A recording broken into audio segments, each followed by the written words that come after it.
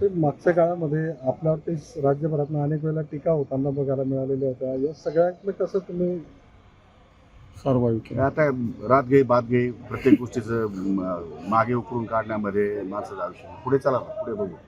पुढे काही विषय असतील त्याच्यावर चर्चा करा. पुढे लोकांना कसा आपल्याला न्याय देता येईल त्या संदर्भात बोलू. पाऊस खूप झाला. काय झालं त्याच्या खोलात जाण्याची काही आवश्यकता आहे असं मला वाटतं. पाऊस राज्यामध्ये अनेक ठिकाणी पाऊस झालेला आहे. आज जरा काल जळगावमध्ये 1 महिन्याभरापासून पावसाने जवळपास दडी मारलेली होती.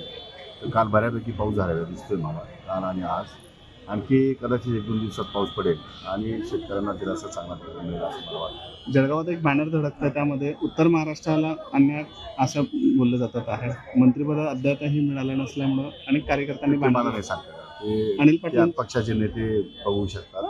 ते पक्षाचे नेते निर्णय घेतील ते काम माझं नाही. तर आता क्रीडा क्षेत्र आहे आपल्याकडे, आता क्रीडा क्षेत्रातल्या अनेक अडचणी आहेत, कशा करू आपण त्याही संदर्भात नवीन इनिंग कशी असणार आहे तुमची? नवीन जोरदार असेल पाहिजे.